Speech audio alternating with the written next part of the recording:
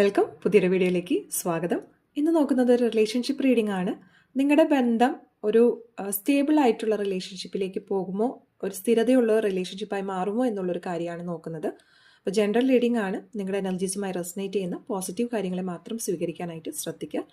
റീഡിങ്ങിലേക്ക് കടക്കാം.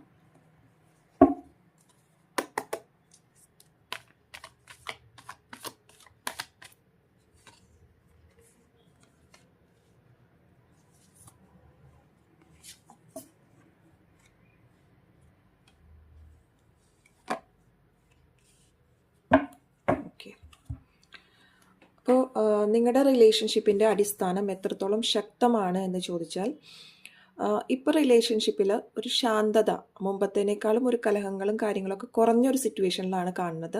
മുമ്പ് അമിതമായിട്ടുള്ള വഴക്കും കാര്യങ്ങളുണ്ട്. ഇപ്പോൾ നിങ്ങൾ തമ്മിൽ കുറച്ചും കൂടി ഒരു സമാധാനം വേണം, ഒരു പീസ്ഫുൾ ആയിട്ടൊരു അറ്റ്മോസ്ഫിയർ വേണം എന്നുള്ള തീരുമാനത്തിലേക്ക് നീങ്ങിയ ഒരു ഇതാണ് കാണുന്നത്. ഈ ഒരു ബന്ധം ഒരു സ്റ്റെബിലിറ്റിയിലേക്ക് പോകാൻ തടസ്സമായി നിൽക്കുന്ന ഒരു കാര്യം എന്ന് പറയുമ്പോൾ 9 ഓഫ് സ്വാർഡ്സ് ആണ്. അപ്പോൾ ഇത് മനസ്സിലാക്കുന്നത് മനസ്സിലുള്ള ഒരു ഭയം തന്നെയാണ്. നിങ്ങളുടെ അമിതമായിട്ടുള്ള ചിന്തകൾ നിങ്ങളുടെ മനസ്സിലുണ്ട്.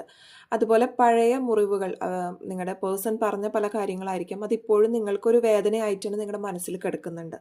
അതാണ് ഒരു സ്ഥിരതയിലേക്ക് ഈ ബന്ധത്തെ കൊണ്ടുപോകാനായിട്ട് തടസ്സമായി നിൽക്കുന്ന പ്രധാനമായ കാരണം എന്ന് പറഞ്ഞത്. ഇവിടെ ഒരു കമ്മ്യൂണിക്കേഷൻ്റെ ഒരു കുറവ് കൂടി കാണുന്നുണ്ട്. പരസ്പരം അങ്ങോട്ടും ഇങ്ങോട്ടും മനസ്സ് തുറന്ന് സംസാരിക്കാൻ തയ്യാറാകുന്നില്ല.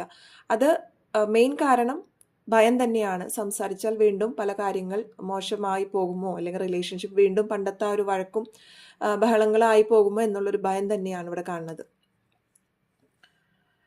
ഈ ബന്ധം സ്ഥിരതയിലേക്ക് പോകാനുള്ളൊരു സാധ്യത എന്ന് പറഞ്ഞത് ഏറെയാണ് ഇവിടെ കാണുന്നത്.